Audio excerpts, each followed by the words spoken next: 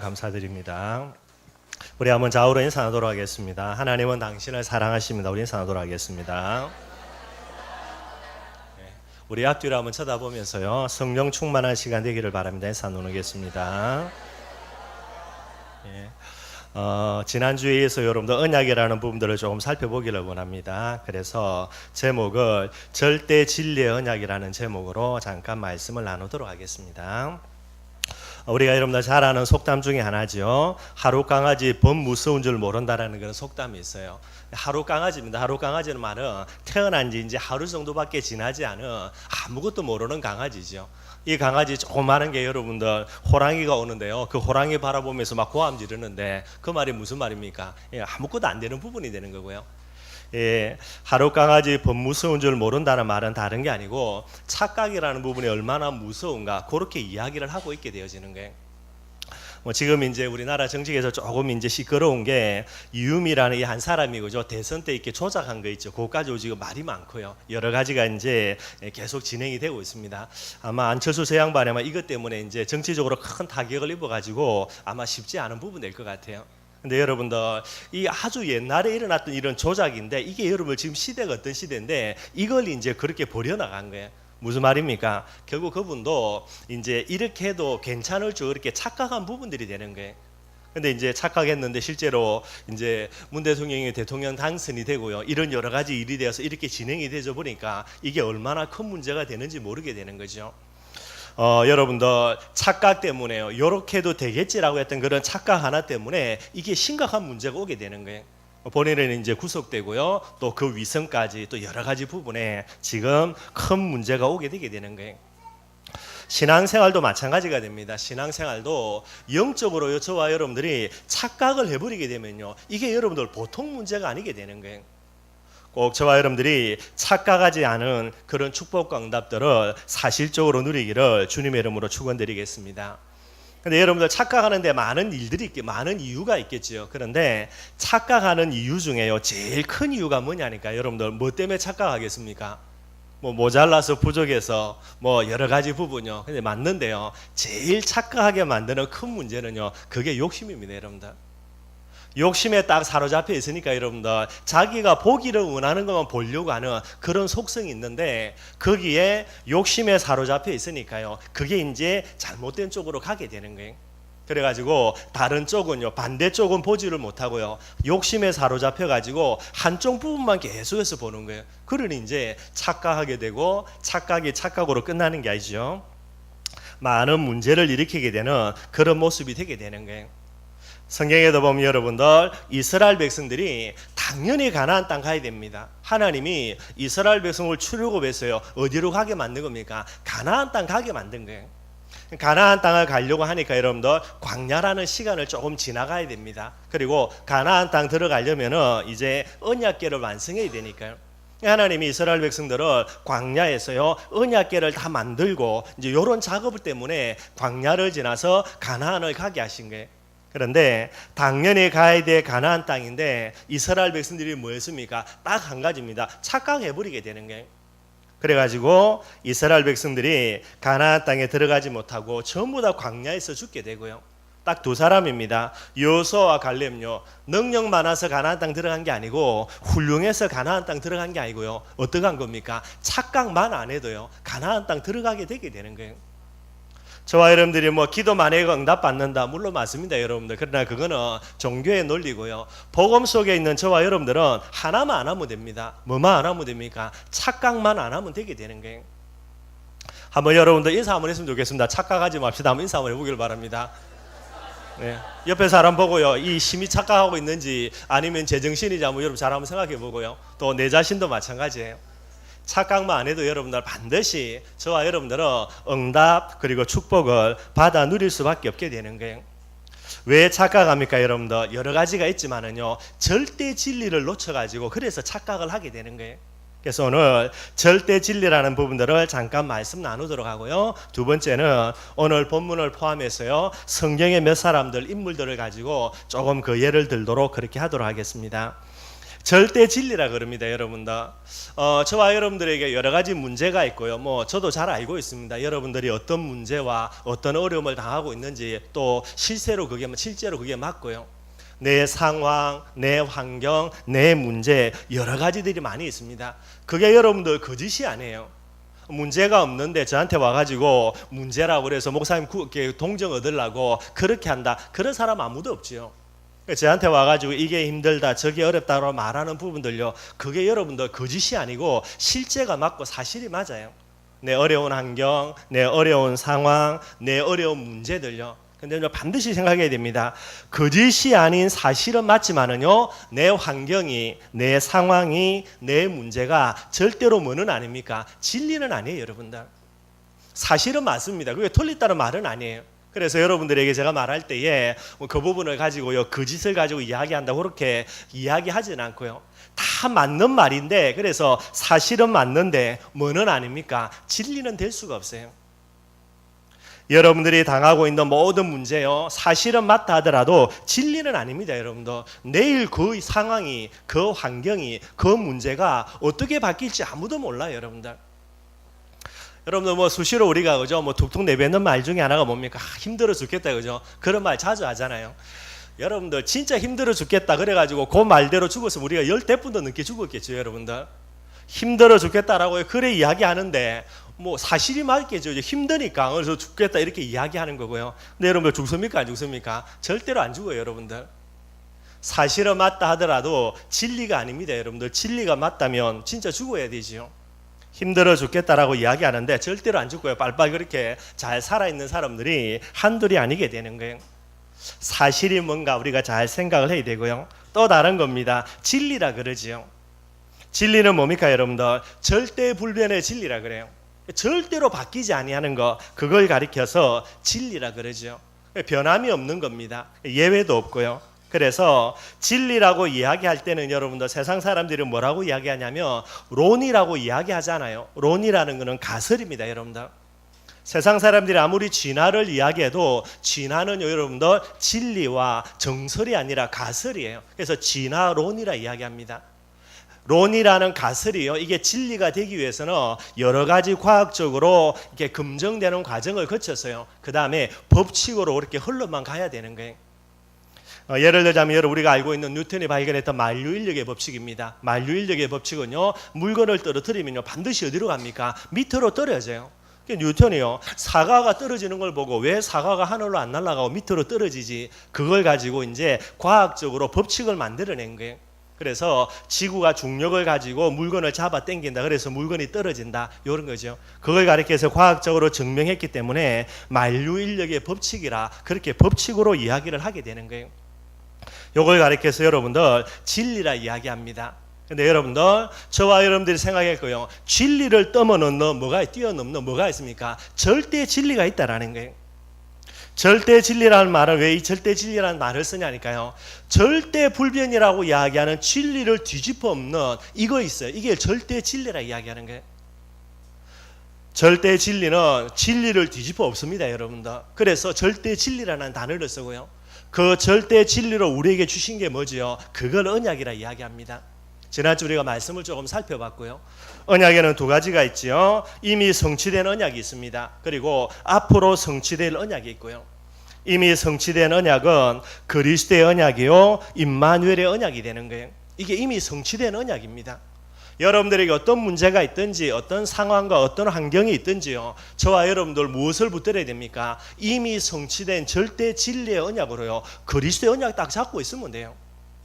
그리고요, 임마누엘 언약 딱 잡고 있으면 됩니다. 그 정도가 아니죠. 앞으로 성취될 언약이 뭡니까? 그게 이제 세계 복음화의 언약이라 그러는 거예요. 세계 복음화의 언약이라는 말은 다른 게 아닙니다, 여러분들. 제자를 이야기하는 거예요.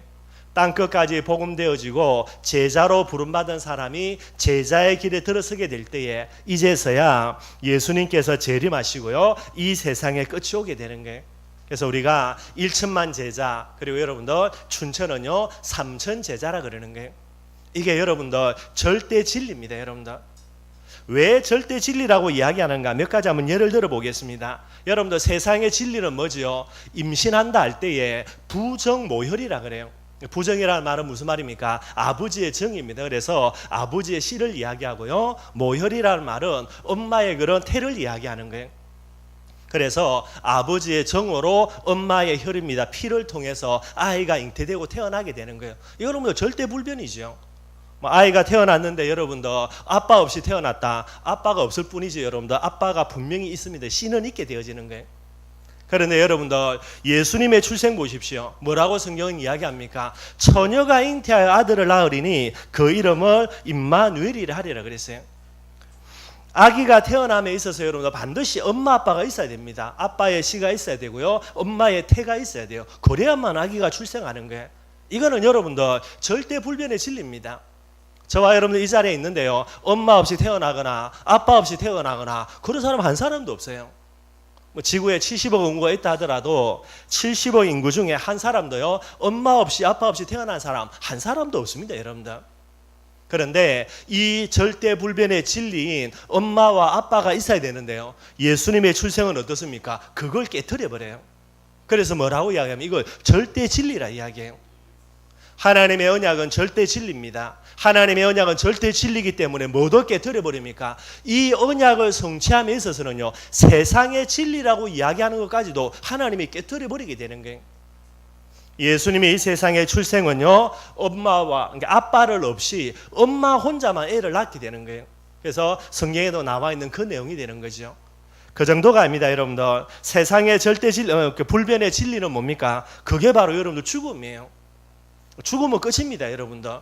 누가 뭐라 그래도 죽으면 깨끗하게 끝나는 거예요.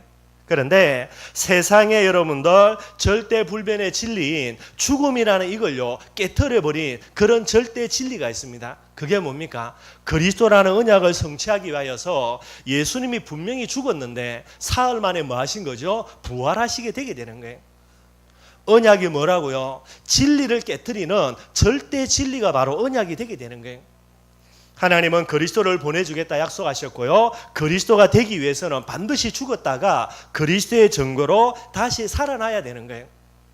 저와 여러분들이 살아난다. 그건 거짓말입니다. 여러분 덜 죽어서 살아난 거지. 진짜 죽었는데 살아났다. 착각입니다. 진짜 사람들 착각이에요. 내가 죽었는데 그래가지고 천국 갔다가 근데 하나님이 세상에 다시 사명에 있어서 보냈다. 전부 다 망고 거짓말입니다. 여러분들 그런 법이 없습니다. 덜 죽어가지고요 해롱 몽롱한 상태에 있다가 다시 제정신 차려가 살아난 거죠. 정말로 죽은 건 아니게 되는 거예요. 예수님은 죽었다가 뭐 했습니까? 사흘 만에 다시 살아나신 거예요. 우리가 알고 있는 죽음은 끝이다라는 절대 불변이라는 이 진리를요 완전히 깨트려 버리게 되게 되는 거죠. 그 정도가 아닙니다. 여러분들. 예수님이 성천하신 거 누가복음 사도행전 1장 9절에 보니까요 예수님이 하늘로 성천했다 그랬어요. 여러분 가끔씩 우리가 비행기 타보지 않습니까? 여러분들 그죠? 하늘로 비행기가 이제 하늘로 뚫고 올라갑니다. 그럼 아무것도 없지요. 그럼 어떻게 됩니까? 거기에서는 사람이 살 수가 없는 거예요. 근데 예수님은요 우리가 알고 있는 과학적인 상식을 완전히 깨뜨려 버렸어요. 하늘로 올라갔는데 그냥 사라지신 겁니다. 어떻게 된 겁니까? 모릅니다. 여러분들. 근데 성경은 뭐라고요? 하늘로 천국으로 성천하셨다라고 그렇게 성경이 기록하고 있는 거예요. 인간의 과학 가지고 인간의 진리인 지식 가지고는요 그게 절대로 설명이 안 되는 거예요. 절대불변이라는 진리를 깨트렸던 그런 내용이 되게 되어 있고요. 또 예수님이 뭐라고 그랬습니까? 사도행전 1장 11절에 보니까요 보신 그대로 분명히 재림한다라고 이야기하고 있어요. 예수님의 재림은 여러분들 과학적으로 진리로는 절대로 설명할 수가 없어요. 그 진리와 과학이라는 모든 것들을 깨트리는 절대 진리가 뭡니까? 그게 바로 예수님이 재림이라는 비밀이고요. 이것은 바로 언약을 성취하기 위해서 하나님이 하시는 그런 일들이 되게 되는 거예요. 정리를 하면요. 저와 여러분들의 모든 환경, 상황들 거짓은 아닐지 몰라도 사실일 수가 있습니다. 그대로는 안 되어진다니까요. 혹시 여러분들의 상황이 안 좋아져 가지고 그게 진리로요. 더 이상 어떻게 가늠할 수 없는 그런 진리로 굳어졌다 하더라도 그게 뭐는 아니라 말입니까? 절대 진리는 아니라는 거예요. 오늘 정말로 저와 여러분들이 언약을 내 가슴 속에 붙들고요. 이걸 절대 진리로 믿으면요. 진리라고 생각하는 절대 불변의 현실, 환경, 상황도 이거 정말로 깨트릴 수 있는 부분이 되는 거예요. 그 정고로 예수님이 성육신하신 거, 부활하신 거요, 성천하신 거, 이게 전부 다 절대 진리로 세상에 말하는 진리를 깨뜨리신 그런 하나님의 증거가 되게 되는 거예요. 정말로 저와 여러분들의 마음속에 언약을 무엇으로 붙들어야 됩니까? 절대 진리로 딱 붙들기를 바랍니다. 이게 여러분들 흔들려 버리니 계속해서 문제가 생기게 되는 거예요. 언약의 사람인 저와 여러분들은 언약을 절대 진리로요, 마음속 깊은 곳에 붙드는 하나님의 축복과 응답이 있기를 바라겠습니다. 언약이 절대 진리 되면 여러분들의 사실요 깨끗하게 끝나고요, 혹시 이게 여러분들 진리로 굳어진다 하더라도 그것조차도 뛰어넘을 수 있는 하나님의 역사와 응답을 사실적으로 누릴 수 있게 되게 되는 거예요. 두 번째입니다. 여러분들, 오늘 성경 말씀을 가지고 이 절대 진리로 믿음의 선진들이 어떻게 붙들었고 어떤 응답을 받았는지 몇 가지만 간단하게 하면 살펴보도록 하겠습니다. 성경에 나와 있는 믿음의 선진들요, 뭐 눈이 3개고요, 그죠? 뭐 손가락이 5개, 6개고 특별한 사람 아니에요. 우리와 똑같은 사람입니다, 여러분들. 뭐 똑같이 눈 2개고요, 똑같이 귀 2개고요, 뭐 입은 하나고요, 뭐 하루에 10끼 먹는 게 아니고 우리와 똑같이 하루에 3끼 먹고요, 똑같습니다, 여러분들. 그런데 이 사람들이 어떻게 그런 응답을 받았냐? 다른 게 아닙니다. 하나님의 언약을 절대 진리로요, 정말로 딱 붙들게 되는 거예요. 우리는요, 하나님의 언약을 절대 진리로 붙들지 않고요, 무엇을 절대 진리로 붙듭니까? 내 눈앞에 놓여 있는 사실을요 절대 진리로 붙들어 버리는 거예요. 다른 차이가 있는 게 아니고요. 첫 번째 예를 드는 사람은 아브라함입니다. 여러분들, 우리가 잘 알고 있는 대로 창세기 21장에 보니까요, 이삭이 태어나는 거, 그 내용이 나오게 되게 되는 거죠. 뭐 저와 여러분들이 잘 알고 있는 대로 아브라함의 나이가 몇 살입니까? 100살입니다. 나이 100살이면 어떻게 되죠, 여러분들? 뭐 남자로서의 기능은 다 끝난 거죠, 여러분들. 뭐 아무리 여러분들 뭐 좋은 청력제 먹어도 나이 100살 된다는 건 어쩔 수 없는 거예요. 내일 모레 죽어야 되니까 어쩔 수 없는 부분 되는 거고요. 사라는 어떠냐? 아브라함이 분명히 이야기하죠. 자기 누이라 그랬어요. 그러니까 아무리 사라가 나이 작아도 100세 이상입니다. 자기보다 아브라함보다 나이가 많으니까요. 성경에는 사라를 가리켜서 뭐라 그랬냐면 창세기 18장 11절에 보니까 사라는 여성의 생리가 끊어졌다 그랬어요. 그리고 히브리서 11장 11절에 보니까 나이가 많아서 단산하였다고 그렇게 되어 있습니다. 그러니까 이제 폐경기가요, 뭐 지나도 한참 지나가지고 아이를 낳을 수 있는 그런 몸이 안 되게 되는 거예요. 그런데 이 아브라함과 사라가 누구를 낳았습니까? 아들을 낳은 거예요. 그 아들의 이름이 누굽니까? 이삭이지요. 인간의 과학으로요, 폐경기 다 온 정도가 여러분들 나이가 100살이 넘었어요. 낳을 수가 없습니다, 여러분들. 아브라함도 마찬가지고요. 둘 중에 하나라도 가능성이 있으면 어떻게 해보겠는데 둘 다 여러분들 100살이 넘어가지고 이거는 말이 안 되는 거예요.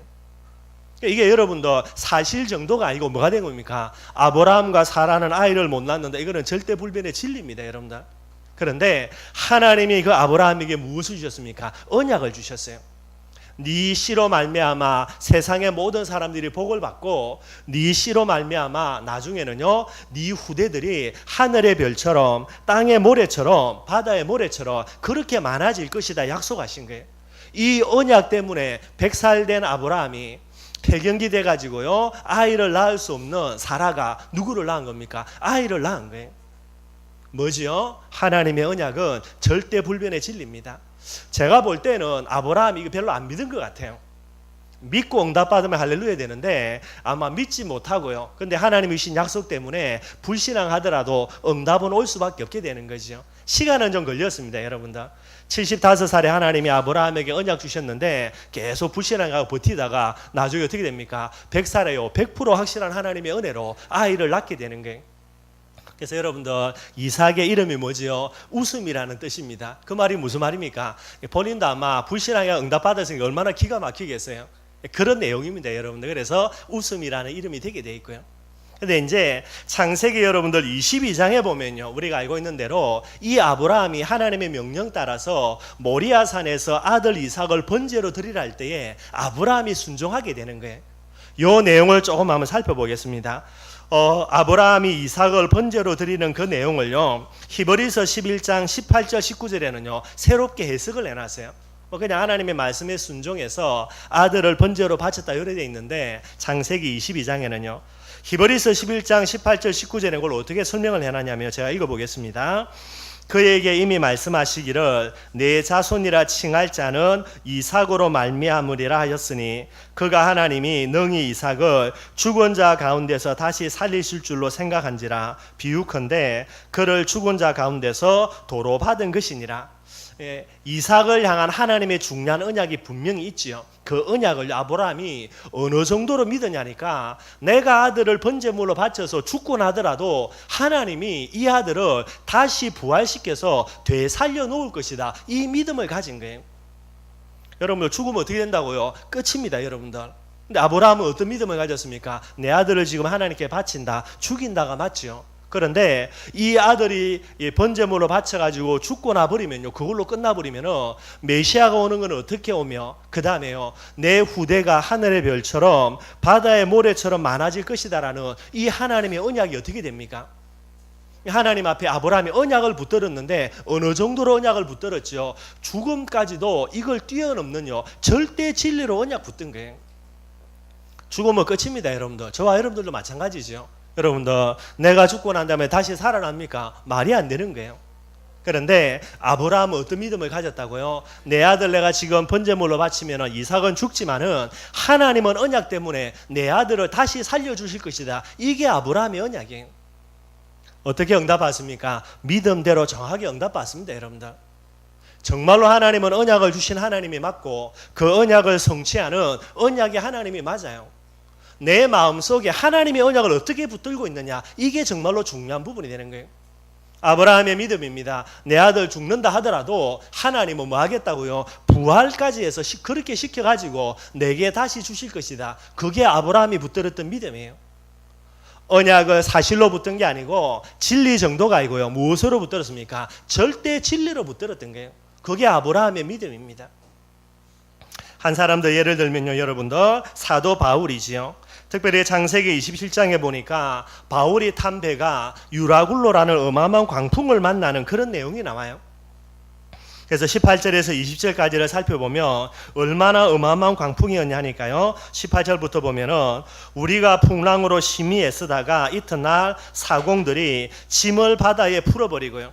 이제 막 풍랑이 일어나가지고 배가 이제 파손되려고 하니까 배의 무게를 가볍게 해야 되죠. 무거울수록 빨리 가라앉아 버리니까요. 그래서 울며 겨자 먹기로 모든 감 나가는 재물들은 그 물건들을요 다 버릴 수밖에 없게 되는 거예요. 그렇게 해서 버렸는데, 그런데도 여러분들 이제 풍랑이 잔잔해지지 않고요 계속해서 몰아치게 되는 거예요.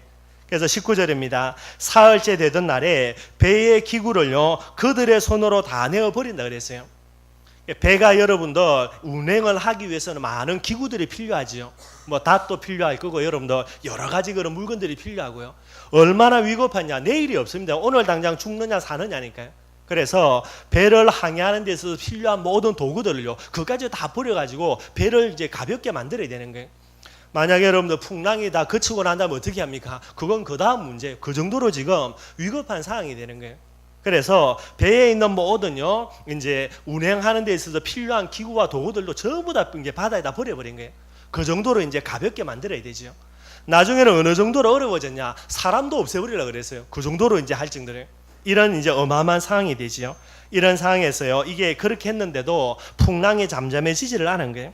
그래서 20절에 보니까 여러 날 동안에도 별도 보이지 않고 큰 풍랑이 그대로 있으며 구원의 여망마저 없어졌더라 그랬어요. 여러분, 이 배를 항해하는 사람들은 하루 이틀 배 모은 사람들이 아니고요, 이 배도 단순한 배가 아니라 어마어마한 배가 되는 거예요. 그래 여러분들, 여기에서 오랜 시간 동안 선원 생활을 했기 때문에 이 사람들 바삭한 사람들이죠. 근데 그 사람들이 보기에도요 이제는 도저히 소망과 여명이 없다라는 그런 이제 낙심하고 포기할 정도가 되는 거예요. 결국 바울이 탄 배는 여러분들 파선이라는 부분들을요, 죽음이라는 것들을 절대로 피할 수 없는, 이게 완전히 확정돼 버린 그런 시간표가 되게 되는 거예요. 내가 어떻게 하다 보니까 뭐 이렇게 어떻게 해가지고 살아날 수 있겠다, 이런 소망과 여지 자체도 전혀 없어져 버린 그런 어마어마한 문제가 되게 되는 거죠. 이때 여러분들 바울에게 하나님이 나타나셔서 뭐라 그랬습니까? 24절과 25절에 보니까요, 바울아 두려워하지 말라, 내가 가이사 앞에 서야 하겠고 또 하나님께서 너와 함께 항해하는 자를 다 내게 주셨다 하셨으니 그러므로 여러분이야 안심하라. 나는 내게 말씀하신 그대로 되리라고 하나님을 믿노라. 이게 바울의 이제 고백이 되게 되는 거예요. 지금 상황은 여러분들 게임 끝난 겁니다. 도저히 구원의 여력도 소망도요 전혀 없는 상황이 되는 거예요. 혹시 여러분들 문제가 완전히 여러분들 굳어져 가지고요 답이 없고요 기대도 없고 소망도 없고요 그 정도로 절망밖에 없는 상황입니까? 바울이 그런 상황이 되는 거예요. 그런데 그 내 상황과 내 현실과 내 문제를요 진리로 붙든 게 아니고 바울은 무엇을 진리로 붙듭니까? 자기에게 주신 하나님의 언약을 진리로 붙드는 거예요. 네가 가이사 앞에 서야겠고 네가 로마도 보아야 하리라. 이걸 마음속에 붙들게 되는 거예요. 결국 어떻게 된다고요? 믿음대로 언약대로 분명히 됩니다. 여러분들 정확하게 말하면 믿음대로 되는 게 아니고 언약대로 된다니까요. 하나님이 주신 바울에게 주신 언약대로요 얼마 있지 않아 가지고 풍랑은 잠잠해지고요 이 배가 나중에 여러분들 한 섬에 걸려서 한 사람도 죽지 않고 전부 다 살아나게 되게 되는 거예요. 바울이 여러분들 무엇을 절대 진리로 붙들었습니까? 지금 내 눈앞에 놓여 있는 상황이 아닙니다. 여러분들 어마어마한 파도요 여러분들 파도가 지금 치고 있는 거예요. 그리고요 배가 지금 언제 뒤집혀져 가지고 파손될지 모르는요 그런 어마어마한 상황입니다. 그 정도가 아닙니다. 배에 탄 사람들 전부 다 선장부터 해서 선원부터 해서요 모든 사람들까지 이제 우리 죽었다라고요 죽은 날만 기다리고 있는 거예요. 그런데 딱 한 사람입니다. 바울은요 상황과 환경, 사람들의 모습, 사람들의 말들, 사람들의 태도들요 전부 다 그걸 진리로 안 붙들고요 뭐를 진리로 붙듭니까? 하나님의 언약을 붙들고 나아가는 거예요. 이게 여러분들 언약에 반응하는 자, 이게 전도자의 진짜 모습이 되게 되는 거예요.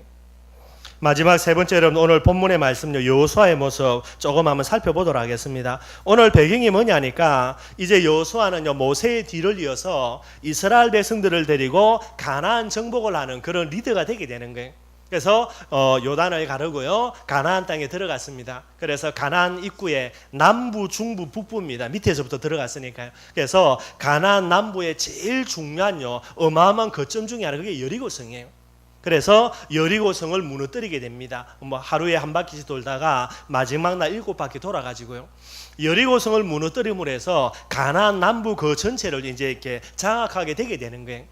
그리고요 그 다음에 그 옆에 있는 아이라는 성까지도 정복을 하게 되는 거죠. 이렇게 이제 정복 전쟁을 벌려나니까요 가나안 족속들 중에 약삭빠른 족속이 하나 있는데 이게 기브온 족속이에요. 기브온 족속이 가만히 보니까 이스라엘 민족들 도저히 이건 싸우면 안 되겠거든요 본인들하고. 그래서 얘들이요 거짓으로 이제 위장을 해가지고 나중에 항복을 하게 되어져요. 여호수아가 쏘은 게 있지만은 그래서 기브온 민족들과 이제 항복을 받아들여가지고 이렇게 노예로 삼게 되게 됩니다. 이 소식을 듣고요 이제 가나안 중부입니다. 예루살렘이 있는 그 지역이에요. 여기에는 어떤 족속들이 있냐니까 아모리 족속들이 이제 진을 치고 있어요. 아모리 족속들 중에 5 왕들이요 연합군을 형성해 가지고 저거 저대로는 안 된다 우리 힘으로는 연합 안 되니까 5 나라 연합군들이 연합군을 형성해 가지고 이제 기브온을 공격한 거예요. 배신했으니까 기브온이 어떻게 합니까? 여호수아에게 사람 보내 가지고 우리 도와달라 이래 된 거예요. 그래서 이제 여호수아가 이스라엘 민족하고 이 아모리 족속 연합군 5 나라 그 연합군들하고 전쟁을 벌이게 되게 되는 거예요. 결국 여러분 실제로는 게임이 안 되는 싸움입니다. 이스라엘 민족들은 제대로 전쟁 민족이 아니기 때문에요. 아모리 족속들은 어마어마한 이제 나라를 형성하고 있으니까요. 그런데 오늘 11절에 보면 뭐라 그랬냐면 11절에 보니까 10장 11절입니다. 그들이 이스라엘 앞에서 도망하여 그들은 이제 아모리 5 연합군들이죠. 벳호론의 비탈에서 내려갈 때에 여호와께서 하늘에서 큰 우박덩이를 아세가에 이르기까지 내리심에 그들이 죽었으니 이스라엘 자손의 칼에 죽은 자보다 우박에 죽은 자가 더 많았더라 그랬어요. 전쟁이 일어나는 중에요 하나님이 이스라엘이 아니라 이 아모리 연합군 족속들 위에 큰 우박덩이를 내려버린 거예요. 이게 어느 정도로 큰 우박이 내리는지요 이게 우리처럼 내리는 조그마한 우박이 아니고 그 우박을 맞고 사람이 죽을 정도래요. 그래서 성경에 보니까 이스라엘하고 전장해가지고 죽은 사람들보다도요 우박에 맞아서 죽은 사람들이 훨씬 더 많았다라는 거예요. 이래 돼버리니까 아모리 5 나라의 연합군들이 어떻게 됩니까? 패전을 하고요 계속 도망갈 수밖에 없게 되는 거예요. 그러니 이제 이스라엘 민족들은 계속 그걸 이제 추격하는 추격전을 벌여 나가게 되게 되는 거예요. 그런데 어떤 일이 일어나는 겁니까 여러분들? 이제 해가 지기 시작하는 거예요. 해가 져버리면 어둠이 옵니다. 어둠이 오면은 이스라엘 민족들은요 이제 가나안 애굽에서 빠져나와가지고 가나안으로 들어온 그런 민족이기 때문에 지형지물을 모르게 되는 거예요. 아모리 연합군들은 다 자기들이 거기서 수백 년을 살았기 때문에 지형을 다 알고 있게 되는 거죠. 그래서 해가 떨어지면 추격전을 벌일 수가 없어요. 그러니까 어떻게 됩니까? 이제 아모리 연합군 이 5나라들이 전부 다 자기 나라로 도망가게 되겠죠. 이때부터는 어떻게 됩니까? 가나안 정복이 어마어마하게 시간이 딜레이 되는 거예요. 우리가 하나씩 가서 깨트려야 되는데 자기들끼리 다 모여와가지고 붙으니 얼마나 좋습니까? 요걸 한 방에 없앨 수 있는 기회가 된 거예요. 이런 상황이 되니까 어떻게 됩니까, 여러분들? 이때에 여호수아가 이 사실을 두고요 하나님께 기도하는 거예요. 그래서 12절에 우리가 읽었지요. 여호와께서 아모리 사람을 이스라엘 자손에게 넘겨주시던 날에 여호수아가 여호와께 아뢰되 누구예요? 이스라엘 목전에서 이르되 온 이스라엘 백성들 앞에 두고요. 지금 전쟁을 벌려나가고 있는 거예요. 이때에 이스라엘 백성들을 앞에 두고 하나님께 기도하는데요. 태양아 너는 기본 위에 머무르라. 달아 너도 아얄론 골짜기 위에서 그리할지어다라는 게 뭐라고 기도합니까? 뜬금없이요. 태양이 멈춰서고 태양이 멈춰서니까 달도 멈춰서죠. 이제 태양은 져가고 있고 달이 떠오르고 있으니까요. 여호수아가 하나님께 뭐라고 기도합니까? 태양 서도 달도 서도 이걸 기도하는 거예요. 말이 됩니까? 안 됩니까, 여러분들? 말 안 되죠, 여러분들. 뭐 솔직히 여러분들 말이 안 돼요. 태양이 어떻게 서도합니까, 여러분들? 태양이 선다는 말은 우리가 좀 지구과학 시간에 배웠지 않습니까? 태양이 선다 그러면은 지구가 서야 된다는 말인데요. 지구가 자전을 해야 되는데 자전을 안 하고 선다 그러면 어떤 일이 일어나겠습니까? 이게 상상할 수 없는 일이 일어나겠죠. 하여튼 여러분들께 아마 여호수아가 지구과학을 공부 안 해가지고 아마 그래서 태양과 달을 멈추라고 기도했을지도 몰라요. 우리처럼 지구과학 공부했으면 절대로 이 잘못된 조그만한 지식 가지고요 아마 태양과 달을 멈추도록 기도 못 하겠지요. 여호수아가 하나님께 태양과 달을 멈추도록 기도하는 거예요. 세상의 절대 진리입니다. 시간은 막을 수가 없습니다, 여러분들. 저와 여러분들이 우리 장회장님께 연세가 많이 있으신데요. 여호수아처럼 하나님 태양과 달을 멈춰가지고 내 시간을 서도배로 얼마나 좋겠습니까? 그렇게 기도할 수 있으면요. 근데 이거는 우리가 말이 안 되는 거잖아요. 그런데 여호수아가 보십시오. 여호수아는요 사람들이 말하는 진짜 절대불변의 진리, 시간이 가는 거 그걸요 하나님 앞에 뭐라고 기도합니까? 서도시키도록 기도하는 거예요. 무슨 말이죠? 세상의 모든 사람들이 생각하는 절대불변의 진리, 시간인데요. 그걸 깨트리도록 하나님이 주신 언약을 절대 진리로 딱 붙들게 되는 거예요. 여호수아에 주신 하나님의 언약은 뭡니까? 가나안 정복입니다. 지금 이 기회를 놓쳐버려가지고 5나라 연합군들이요 자기 나라로 가버리면요 또 이제 이미 이스라엘 백성들 데리고요 한 나라씩 가가지고 정복해야 되는 거예요. 지금 대판 깨졌으니까 그 쳐들어가면 나오겠습니까? 딱 성 안에 저 문장구가 안 나오겠죠. 얼마나 시간이 딜레이 되겠습니까? 이걸 알고요 여호수아가 뭐라고 기도합니까? 태양과 달 멈춰야 되는 거예요. 무엇 때문입니까? 가나안 정복이라는 하나님의 언약을 위해서 태양과 달이 멈춰야만 되는 거예요. 이게 여호수아가 가졌던 하나님 앞에 언약에 대한 중요한 믿음이 되게 되는 거예요. 하나님이 우리에게 주신 언약은요 절대 불변의 언약, 절대 진리의 언약이 되는 거예요. 우리가 생각하는 모든 진리까지도 능히 깨트릴 수 있는 그런 절대 진리의 언약이 하나님의 언약입니다. 우리가 생각하는 모든 과학요, 우리가 생각하는 모든 사실, 우리가 생각하는 모든 진리는요 우리 눈에 그렇지요 하나님께는 그게 아니라니까. 여러분들 사람이 어떻게 죽었다 살아납니까? 우리 생각인데요 하나님은요 간단합니다. 여러분들 하나님의 능력은 한이 없으시는 창조의 능력 갖고 계시고요. 오늘 정말로 저와 여러분들이 여호수아처럼요 절대 진리로 언약 딱 붙들면 되게 되는 거예요. 근데 여러분들 이 부분에 기도했는데 어떻게 응답 왔습니까? 14절이죠. 여호와께서 사람의 목소리를 들으신 이 같은 날은 전에도 없었고 전에도 없었다. 전무요. 후에도 없었고 후무입니다. 그래서 이는 여호와께서 이스라엘을 위하여 싸우셨음이라 그랬죠. 전에도 없었고 후에도 없었다는 말은 전무후무한 응답이 되는 거예요. 여호수아가 받은 응답은요 전무후무한 응답이 됩니다. 많은 사람들이 생각합니다. 어떻게 저런 응답 받냐? 어떻게 저런 응답 받는 게 아니고 여러분들 여호수아가 전무후무한 응답을 받는 것은요 여호수아가 뭐를 기도한 겁니까? 전무후무한 기도를 가지고 하나님께 기도했기 때문에 전무후무한 응답을 받게 되는 거예요.